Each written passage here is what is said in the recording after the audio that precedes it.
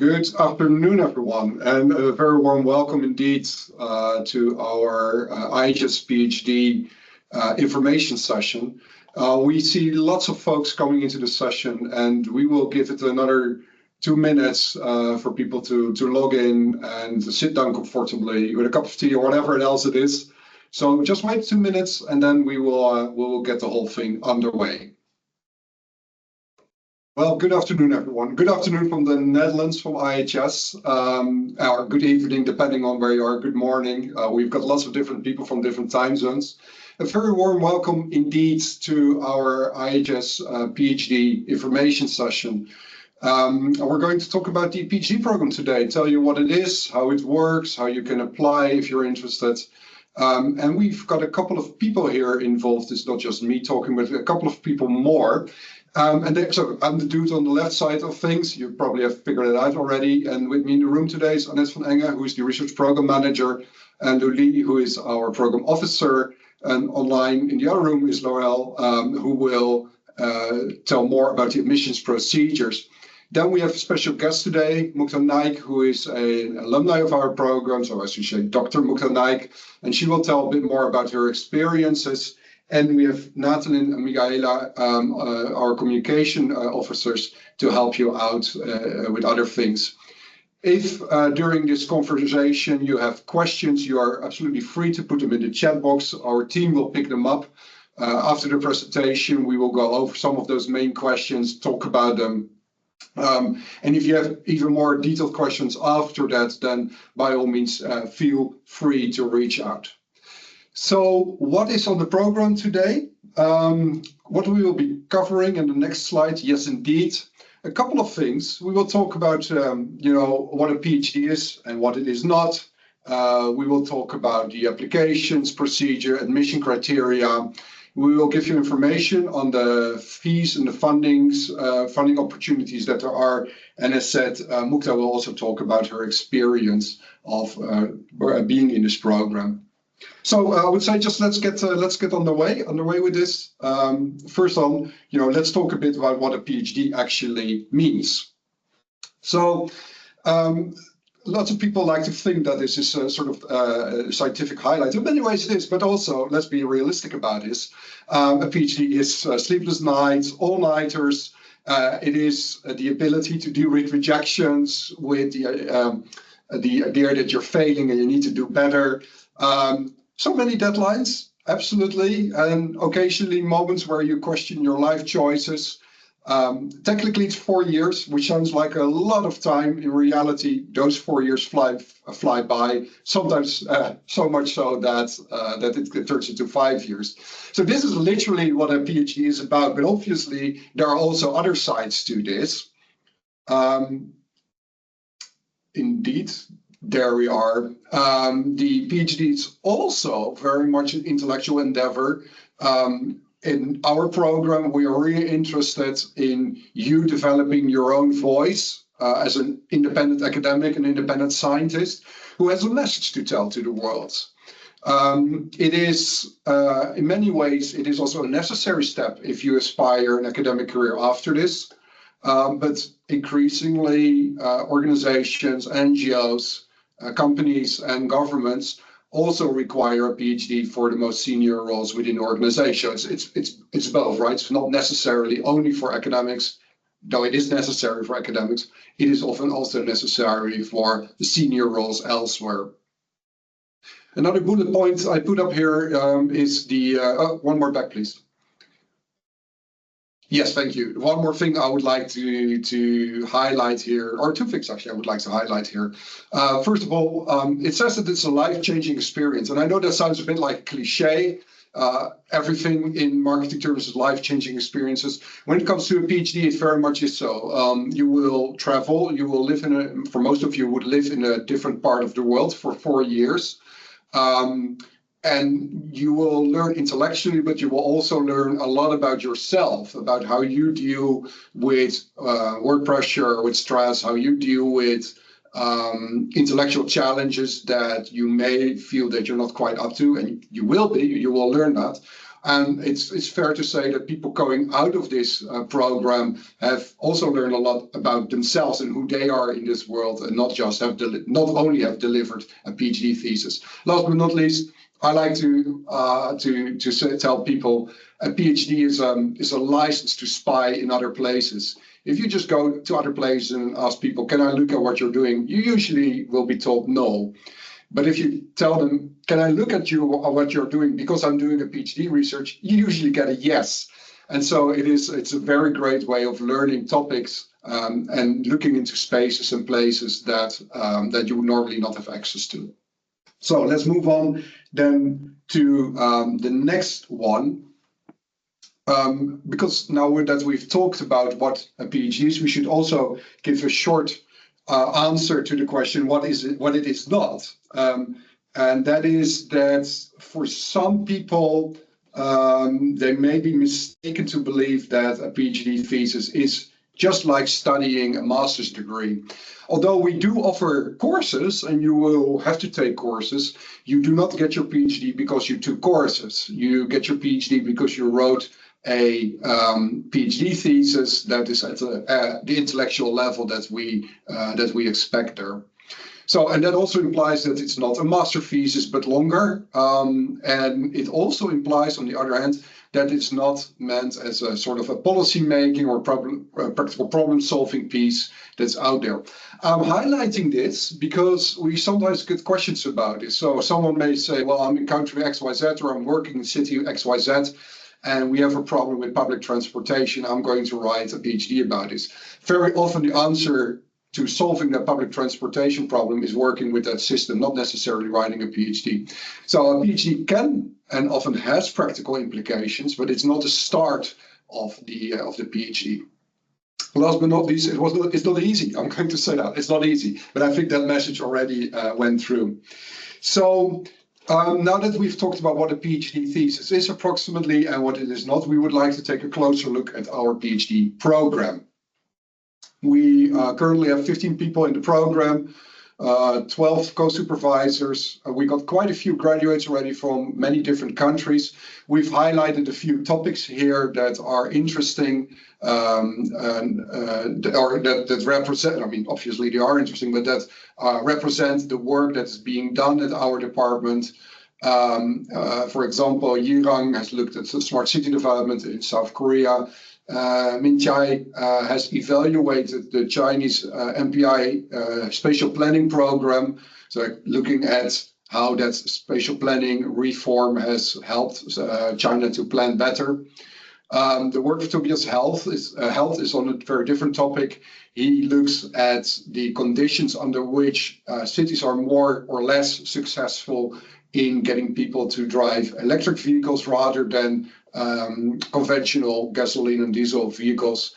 And Tanya, who also graduated last year, has looked at nature-based solutions. So there's a way of working and building with nature to make sure that what you're building is also environmentally friendly and moving with the local ecological dynamics. In this case, that was in Ecuador.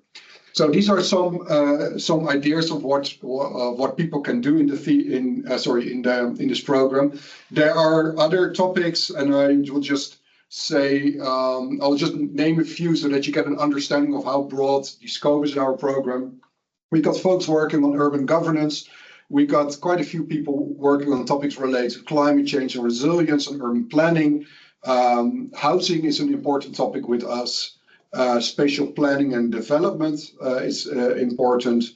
We also find social justice and questions around gender and inequality very important. And last but not least, digital transformations and smart cities, they are also equally important. So this does give you a bit of an understanding of the range of topics that we're addressing in the program. Now, on to the specifics of the program. It is a 4-year program normally, give or take. Some people need a bit more time, some are a bit quicker, but most donors, you sort of expect a 4-year trajectory, so do we. We are incredibly international. So the program is located in Rotterdam in the Netherlands. Our staff and the PhD research in our program come from all over the world, really, which makes for a very nice and interesting and sometimes also complex environment, but complex in all kinds of good ways. We offer you a set of courses. There are a few courses that you have to take from our graduate school program, and then there's a lot of freedom to choose other courses. We tend to select those courses that are really specific for your program. Obviously, you're free to take other courses, but given that time is limited, we highly encourage you to specialize in those courses those topics that are important for your thesis. I already mentioned the graduate school that is there. We have very good cooperations with them, and their offer is really good. And last but not least, we would like to highlight that we accept PhD researchers on a rolling basis, and that is because many people are available at different points in time. And if you're on an external grant, then that has different deadlines too. So we do not wait until summer to admit people. Whenever you apply, and we will then review your proposal, and then we will set everything in motion. So what does that PhD trajectory then look at in more detail? The first year usually is spent on redeveloping your proposal. We ask you to write a proposal which will be reviewed at the beginning, and then once you're admitted to the program, you will have to work on that proposal, flesh out the details, make it operational, always in conversations with your supervisor. So you're not working by yourself alone. I mean, you have to do the work, obviously, but we are there to help you with this. And the end of the first year is concluded with the so-called go-no-go decision. This is where we assess how the learning trajectory has been in the first year, and we make a decision whether this trajectory can continue or not. We take that moment seriously because we do not want people to be in the program without much in terms of concrete evidence of success. That sounds more negative than I actually mean it. What I mean by this is if you're on your way towards successful completion, you should get that confirmation. If, however, for whatever reason it is not working, we do not want you to stay on for another 3 years and just struggle, but then it's much better to talk about alternative directions and maybe concluding the research after 1 year. The second and the third year are usually completely focused on data collection, on analysis of the data set, actually sort of the meat and bones of doing a PhD research. And in the fourth year, you'll write up your thesis, hand it over to the committee, wait for all the important signatures.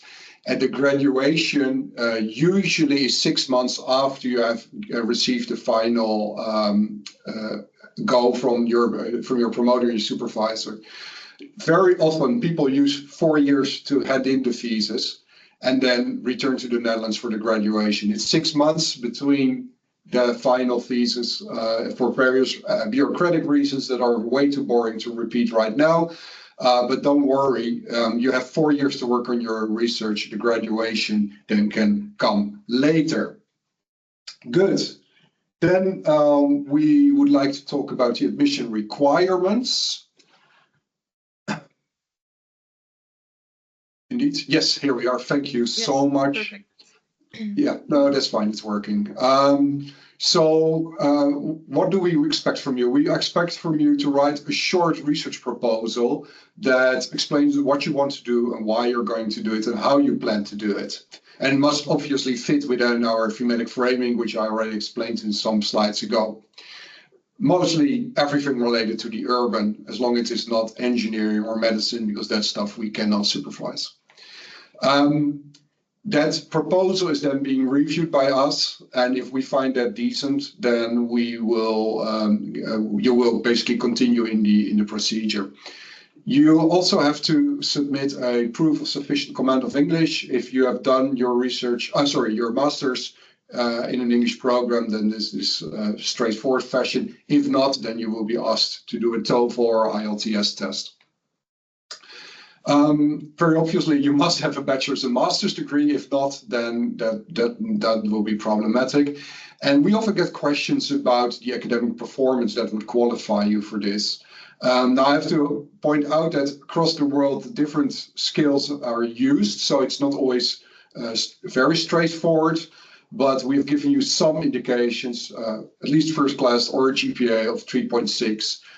In the Dutch situation, if you're from the Netherlands or you got a degree from the Netherlands, we're looking at a grade, an average grade of 8.0 or higher, or something that is an equivalent. Again, we are a bit strict on this, but we have some room. So if you're in doubt, just ask us or submit your transcripts with the grades, and we can have a look at it. So now on to the practical details of the application procedure. I would like to hand it over to Laurel, please. Yes, thanks, Lasse, for presenting the admission requirements. So the application. We have an online application form that you need to fill out. The application form, it asks you to fill out some personal information, also a motivation that you will have to write, and then some documents that you need to submit. So of course your official diplomas and your transcripts, your CV. And then Lasse explained it already a bit. So you have to submit, you can choose between submitting a research outline or a full research proposal. And so if you submit a full research proposal, that's great, of course. But yes, in other cases, maybe you have some ideas, but you don't have a full proposal yet. So then you can choose to write an outline.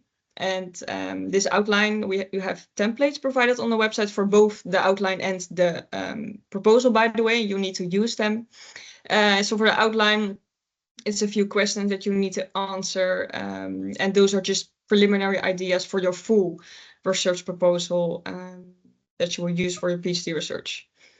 Then English language proficiency. So of course you write your PhD, it's in English. You have to communicate in English at IHS. Everything is in English, so you need to provide a proof of that. And usually this is in the form of a test. So it's the IELTS or the TOEFL test.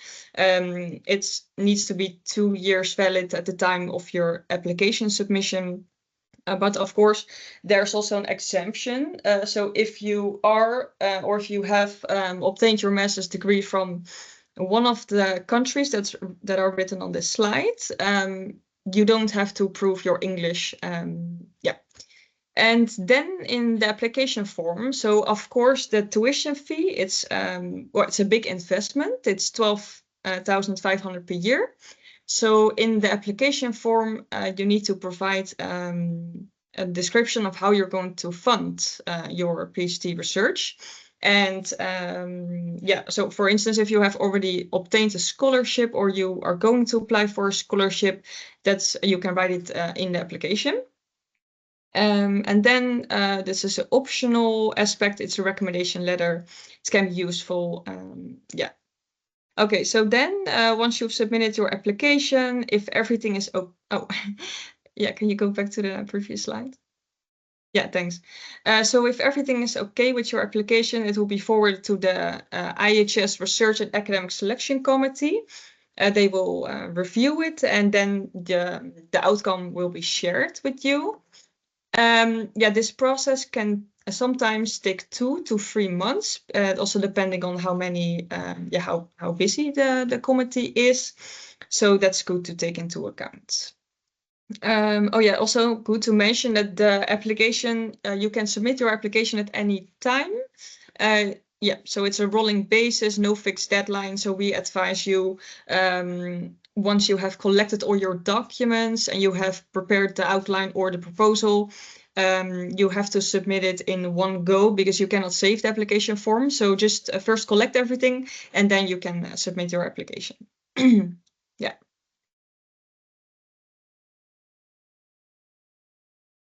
So the fees and the funding, what is covered? So what's covered? as Lasse already mentioned, there's a lot of academic guidance. So together with your supervisory team and a lot of guidance and development during your journey. Also a lot of IHS experts and colleagues who are willing to help you or explore any ideas together with you. And then there's also tailored EGSH courses that you can take, so offered by the university, the faculty. So a lot of resources and facilities and software support from both IHS and EUR campus. So also think about literature or that's relevant to use for your research. What's also very nice, I think, in this PhD program is that there's a lot of that you can actively participate at IHS next to your research. So we have a PhD colloquia where you can, for instance, where PhD students present their research. And so it's a very nice opportunity to learn from others. And also science sofa. So that's where, for instance, experts present their research, and it's also very helpful. Then there's also financial support on, for instance, conference attendance, proofreading, editing, Grammarly, those kind of things. And of course, we offer administrative assistance. So especially when you come to IHS, so for your arrival, but also when you're here. So a lot of campus facilities. And then about the funding, so as I said, it's a big investment. It can be hard to secure funding for your research, for your PhD program. And so here on the slide, there are 2 useful links to find funding. But then also you can make use of our scholarship page on our website. And also you can also contact our admissions, our alumni office, because our alumni relations office, because sometimes we have previous researchers and you can connect with them to see what kind of funding they used for their research.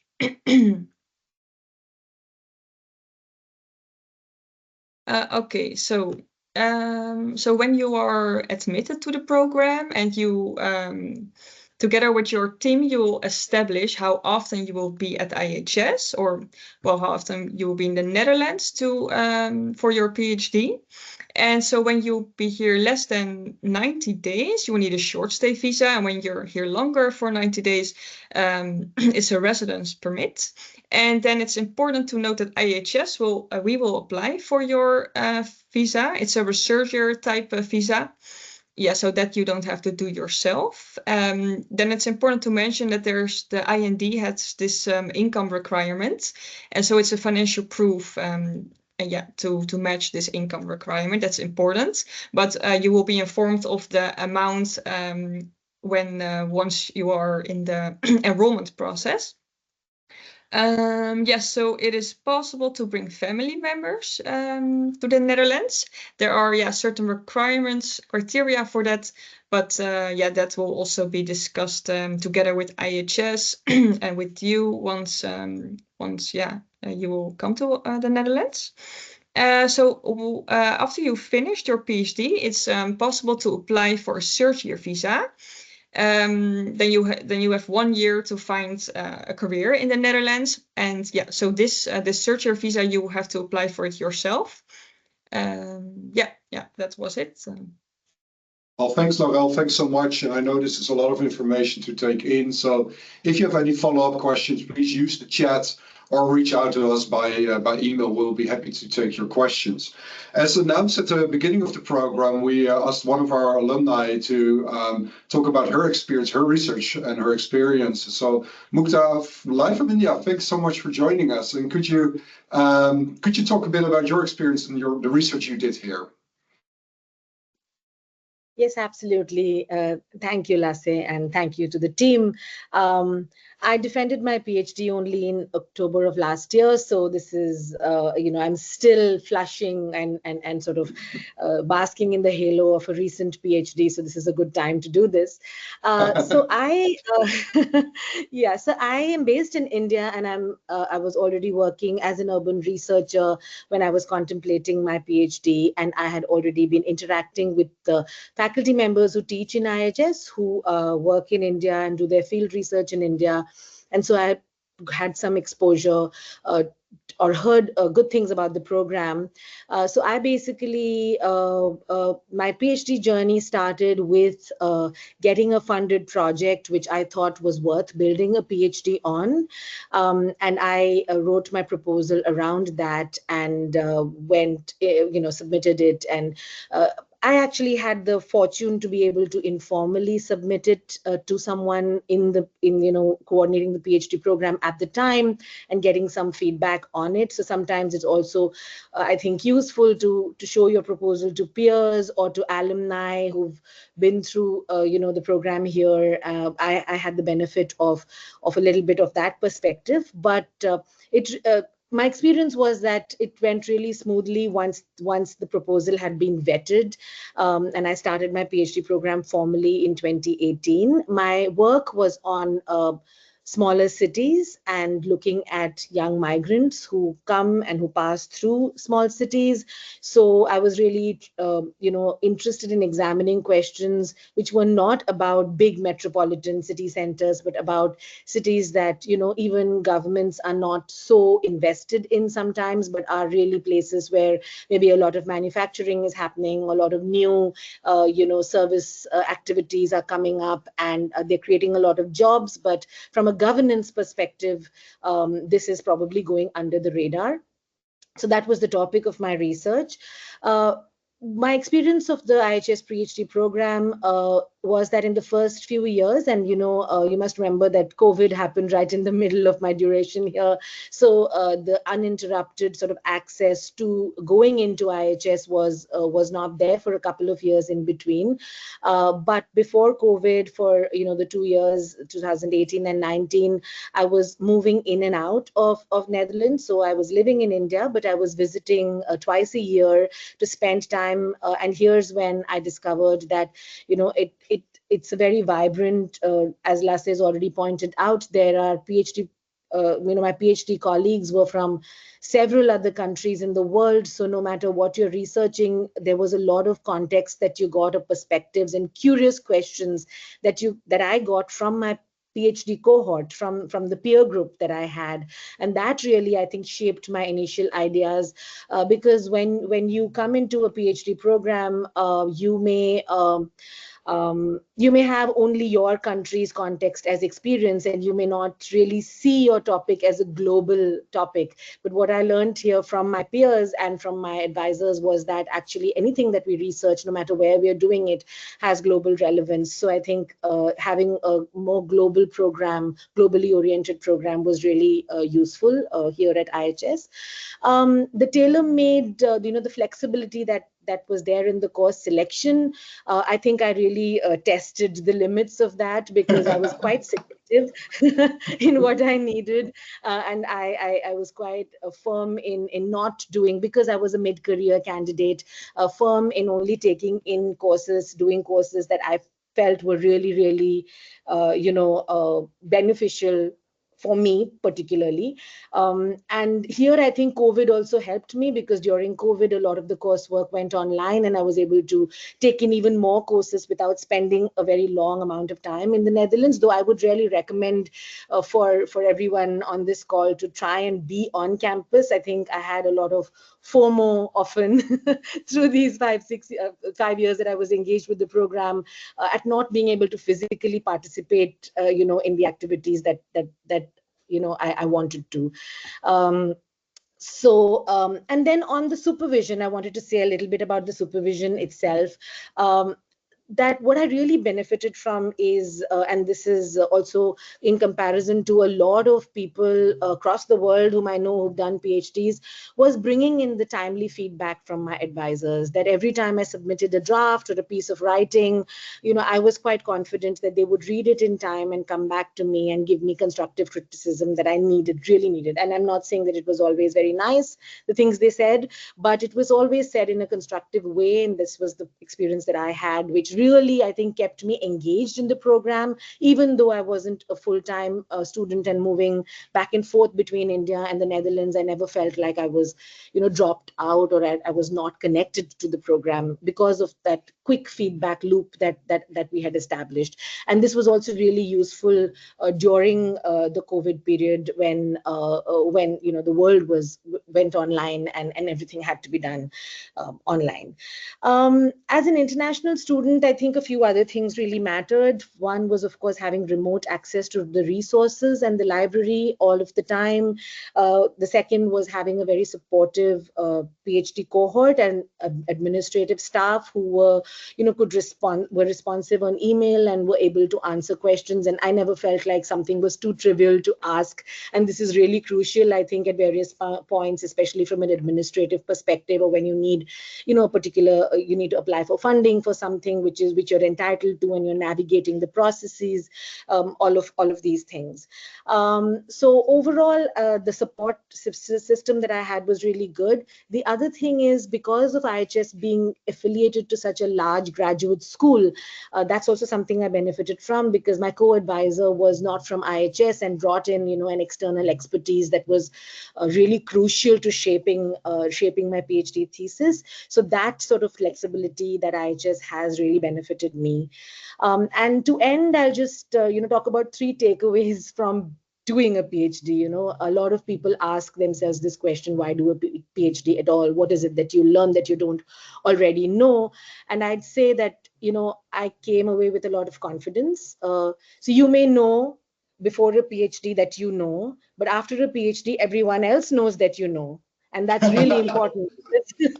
Because and sometimes also you don't know what you know. So having a PhD really gives you that confidence boost that, yes, I really am a subject expert, and everybody else also can see that doctor in front of my name and knows that I'm an established subject expert in so and so thing. And it's a huge boost to your confidence and the acceptance that you get in your peer group, in your academic peer group. The second thing, it's like joining and belonging to an elite club. So I definitely recommend it, even though I got asked this question about why you're doing a PhD in your 40s yes, about 1 million times in those 5 years.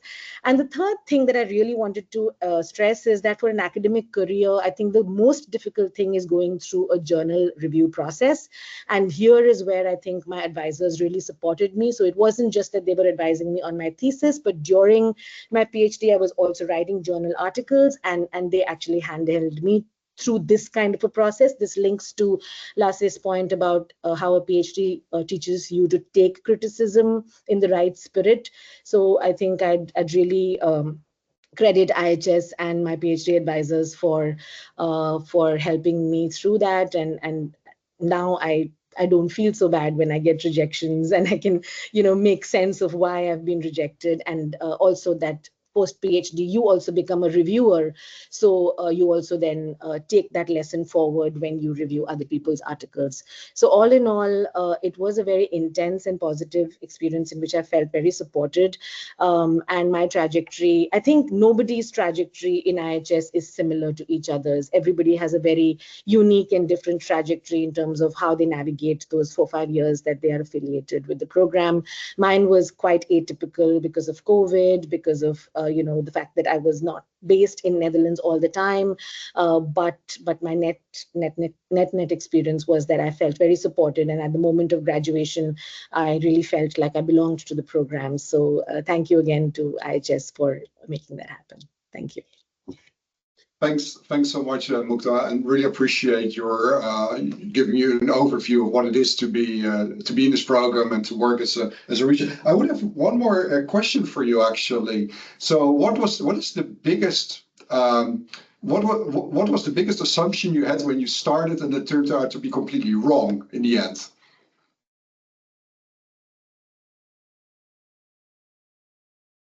You mean as part of my research itself, Lasse? Yes, yes, yes. Yeah, I mean, I did not think that small towns would have the kind of dynamism that I found economically, I meant. And I assumed that they would receive mostly just get-in migrants from, the regional, just the areas around them. And I realized that it was a lot more complex than that. And that allowed me to actually link my work theoretically to the work on complexity and complexified migrations that's happening in Erasmus University and in the EU in general. And I didn't actually think it was possible to link internal migration and urbanization to global migration processes. So that was a real revelation for me in my PhD. Lovely, and I really appreciate that comment, because I think this is a very common experience for many people doing a PhD, is that you assume something to work this or that way, and then once you start digging into it, you realize how much more complex it is in the real world. And personally, I find it very enjoyable to understand that simple answers don't work, but complex answers do. And that is exactly what we're trying to generate here in this program. Thanks a lot. Mukta, it would be great if you could stay online in case there are questions directly for you for the last 20 minutes.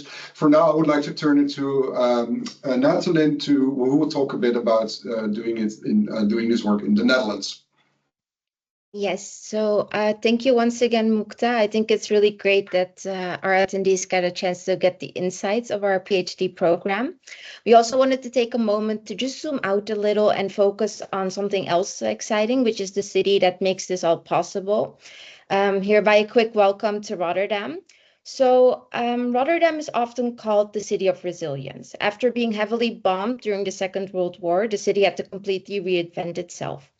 Now the city stands as a symbol for modern architecture, for its resilience, but also for its fast-forward urban planning. So as has been mentioned many times during this webinar, it is one of the most international cities in the Netherlands. This is felt in not only the people, but also the cuisines and the language. Virtually everyone speaks English, so it's a very open feeling you get. While the Netherlands is a small country, we are very much a global player in education and innovation. We score 7th in the world for higher education, and our university actually scores number 12 on the top 300. And when you're studying here, you can definitely feel those values of inclusiveness, of creativity, and diversity as well. We also wanted to take a moment to reflect on our campus. You see, having a campus in the Netherlands is quite a unique thing. Typically, all your resources and buildings are scattered around town, but in our case, we really have a mini city in the city in that sense. So we have lots of study areas, we have theater, print shop. We also have a supermarket in case you want to grab some instant noodles. For those opting for a more healthy option, we also have a very lovely food court and sports facilities. If there's anything you are missing, or if you just want to explore the city, we also have a very convenient location.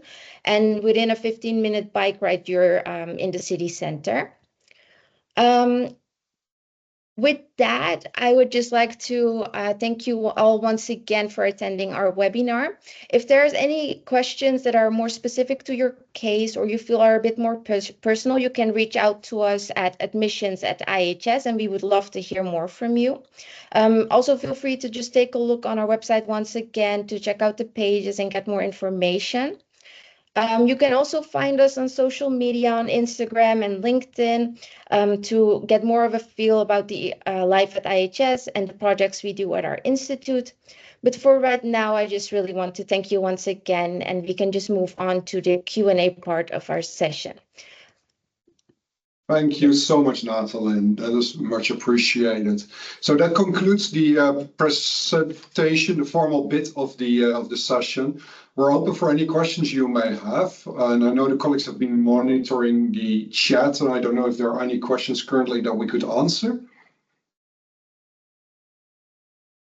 This one from the Q&A. Yes, please go ahead. Hello, it's from Mano Hilali. Hello, thank you for this information session. I would like to know what the possibilities and the procedures are for course supervision. I am currently a PhD student in architecture at the University of Montreal, and I am interested in conducting a comparative study for my research between Montreal and Rotterdam.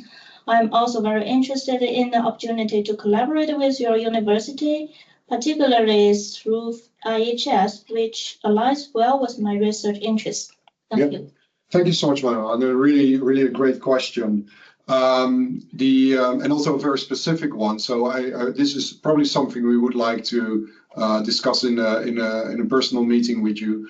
Co-supervision is possible under certain conditions, but I'm assuming right now that you are already in a program. So we would have to figure out how to make that work specifically. So if you don't mind, could you please then email us on admissions@ihs.nl and like to ask the colleagues to forward that to me, or contact me directly at gerrits@ihs.nl. So that is GERRITS@ihs.nl, because this is a very specific question that requires a bit more thought and conversation, I imagine.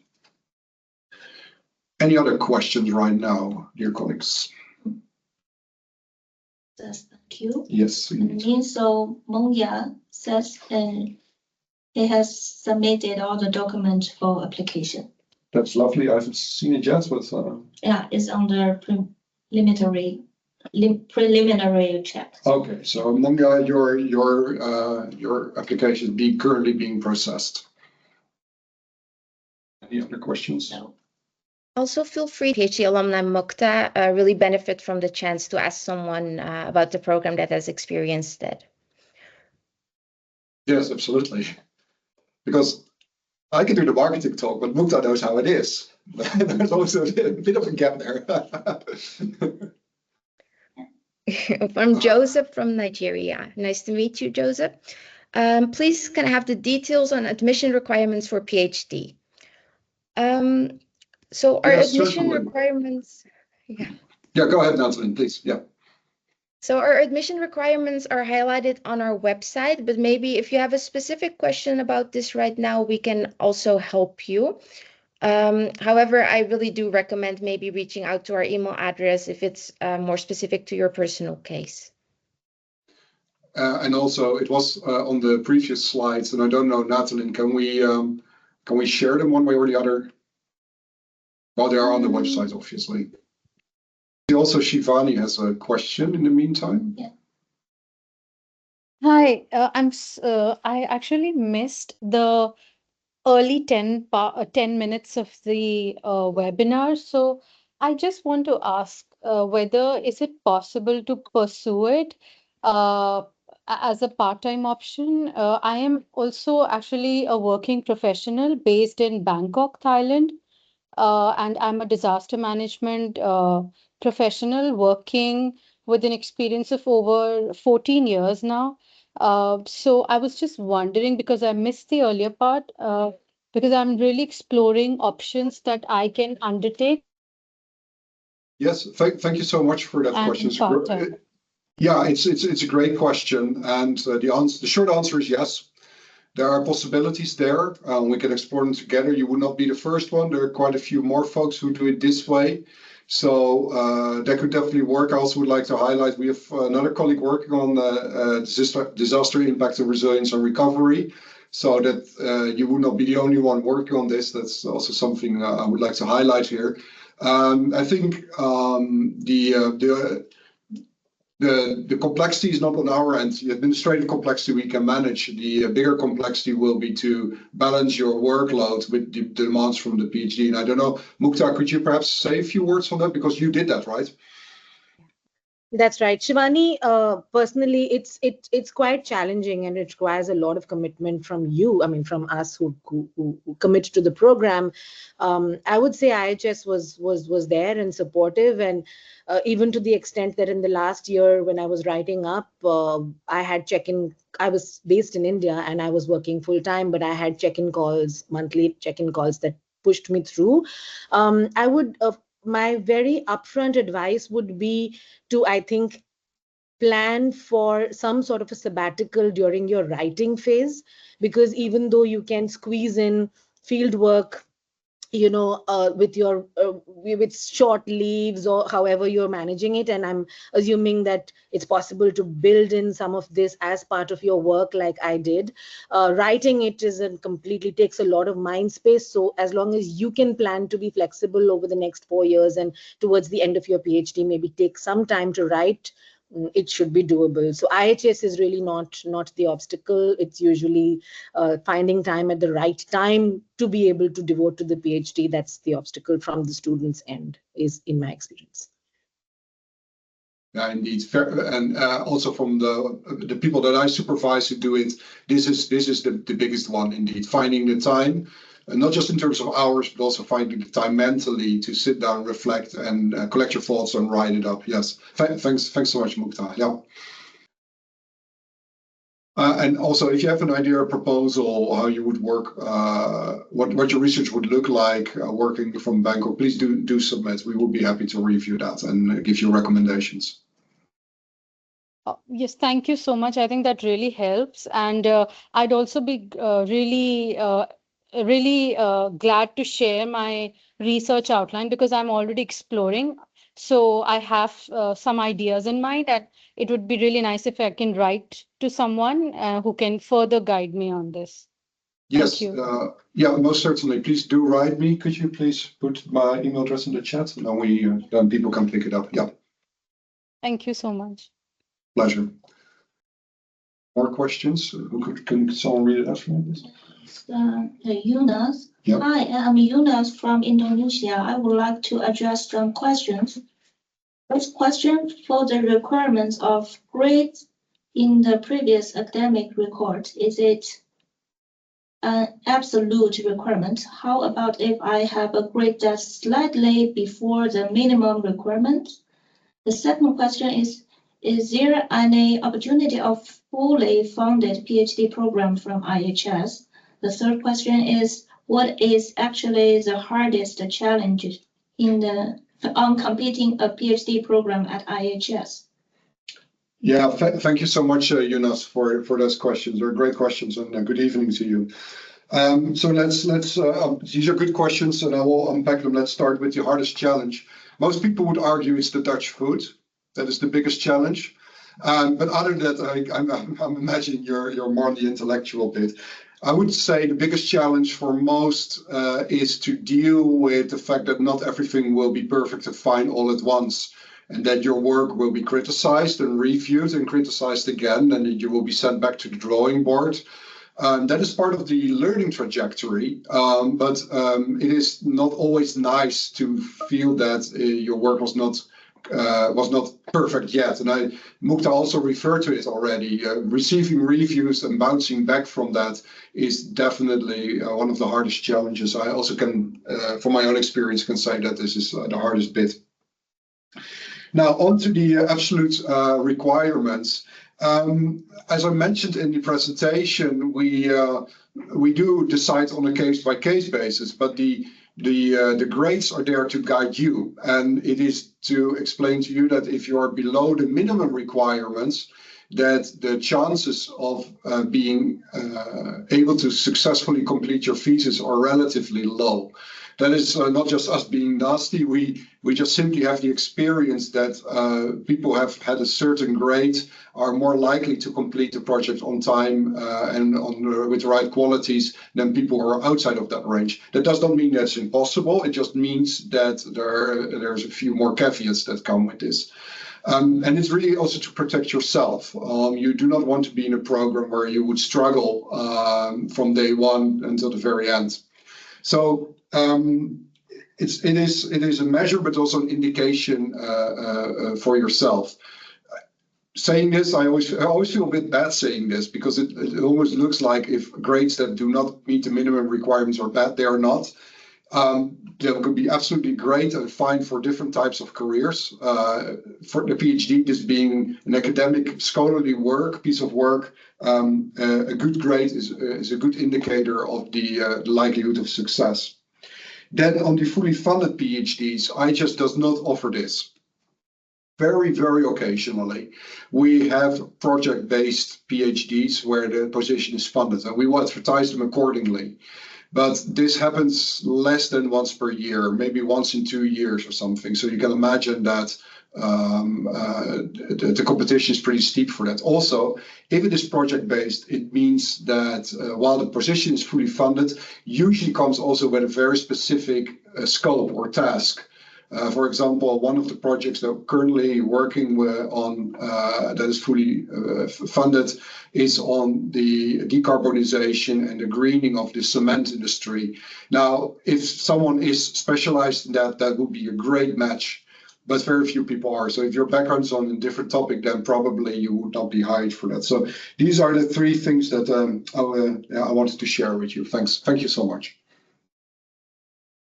We have a few more questions. Priyankesh is asking if we are working on data center related topics. Do you mean digital transformations or urban transformations or just IT? Because that is a very broad range of things. Yes, maybe Priyankesh, if you can specify what you mean, and in the meantime, we can also answer Nadia's question, who is asking if working while doing a PhD is possible. Yeah, that goes back. Thanks, Navia, for that question. It goes back to the discussion we had earlier with Shivani and also what Mukta told us. It is possible, but it requires a strong commitment on your end because jobs require a lot of time and attention, and to do a PhD on top of it or in the weekends or something is just simply tough. It's not impossible. We know Mukta has done it and she has successfully defended, so it is possible, but it is very demanding indeed. I see also a question from Amy with regards to the PhD topics. Is it open to the students' interest or should it link to the research of the supervisor? Great question, and it's open. We encourage people to develop their own ideas and their own topics. So follow your curiosity, that is what we recommend. Obviously, there are some limitations. So if it's outside of the urban, then it will be hard for us to supervise the topic, and we probably will not be able to take it on. But if it's related to urban topics, we really encourage you to explore what you like, but do please reach out if you're uncertain about it. Do send us a message, and we can see if this is the kind of topic that fits here, and also if we have the capacity to supervise it. I saw the one on the data centers. I saw it's on greening data centers. That's a very interesting question. If that relates to planning, implementation, greening of digital infrastructures, then that would be definitely yes from our end. If you're more after the technical bits, then, so I don't know, energy use or I don't know, more efficient algorithms that lower the emissions of data centers, then probably that is not the place to go. But everything related to the planning, strategic planning of those data centers and how they may be made more sustainable, yes, absolutely, yes, that could fit. And there is one more question from John. Yeah. Since urbanization is linked to geospatial science, do you also have geospatial science related PhD positions? Yeah, John, thank you so much for that question. So as I mentioned before, we do not have positions available, but we ask you to submit your ideas. So I'll translate this question a little bit and say turn it around and say, well, can we supervise a project that would use geospatial analysis? The answer is yes, currently yes. Okay, there is another question from Aries. I am planning to take my PhD degree in 2026. Now I am still studying my master in Australia. My questions are, what's your tips before taking a PhD, and also how you navigate with go or no-go decision, because I think it is very challenging. Also, do we have to write journal article during or before finish our PhD? Question to Mukta. Okay, well, Mukta, there you go. That's a lot of questions, but maybe you can talk first about this transition between master's and PhD. Sure. Maybe what I'm reading from your question is how do you know you're prepared to do a PhD? I think my answer to that would be, how interested are you in actually doing research or in academics, and what kind of are you I mean, just the literature around whatever you're interested in studying, does that speak to you? Is that something that you imagine yourself producing, that kind of work in the future? So, I mean, these are some basic, I think, questions that are good to ask yourself, because a PhD is not like a double master's or any other kind of degree that, you know, it's not a flexible degree that you can just take and do anything with. It actually prepares you for an academic and research oriented career. So that's how I would think about it. The go, no go decision. So I think before that, when the application is submitted, your proposal is very carefully reviewed. So if you are admitted into the PhD program, somebody has already, you know, a group of fairly experienced people have already sort of gauged that you are ready and you have a propensity to do this. So it's not like if your research proposal is really not up to the mark, you're not going to get admitted at all. So I wouldn't be so scared of the go, no go decision. If you're in the program, then you're probably likely to reach the go, no go decision without that, I mean, navigate it without that much trouble. My own experience, actually, I couldn't take the go, no go sort of conversation at the end of my first year. I had to delay it a little bit because I was still reworking my proposal and articulating my questions. So my advisors actually advised me to delay it a little bit, and eventually when it happened, they ensured that I was ready for it when it happened. So I think there's a little bit of flexibility there in deciding when the candidate is ready for that go no go stage. And the third is there are 2 tracks. I think this would be a good time to say that IHS offers a track in which you can do your PhD by papers, or you can write a conventional dissertation. Because I was working alongside my PhD, my advisors very firmly sort of requested me to take the papers track, because the attention span that you need to put through an academic paper and the attention span that you need to work through an entire manuscript is different. So when you're working alongside doing your PhD and you only have short periods of sort of intense work that you can put in, papers are better. But nevertheless, even my colleagues who did the PhD through manuscript and not through papers were writing papers alongside. Writing academic publications is a basic expectation from PhD students in preparation for becoming academics after they graduate. So you know, if you're taking the paper track, it will be part and parcel of your PhD. If you're not taking the paper track, you will probably still be writing papers, because if you're doing a PhD, then writing papers is in your job description. So yeah, you'll have to write papers. Yeah, thanks so much. Yeah, that's correct indeed. Thanks, Mukta. Much appreciated. So that brings us to the end of the session. There was one more question that I will answer directly on the funding opportunities. There's a lot of information on the website, a lot of information in the links that Nathalie shared with you, and we'll be happy to share again. And there's also not a straightforward answer to that. There are a lot of different opportunities, but depending on where you come from, a different opportunity may fit you or may not fit you. So I would like to thank everyone who was here in the call today and who has listened in. Thank you so much for your questions. I hope we could get our positive energy across, so that you feel inspired to perhaps write a proposal and get in touch with us, see if we can make it work with us. I would like to thank the online team here for great support here, and in particular Mukta, thank you so much for dialing in from India. That's really much appreciated. Have a great night, have a good evening, everyone, or a good afternoon or a good morning, depending on where you are. And I'm looking forward to hearing from you soon. Thanks so much. Bye-bye.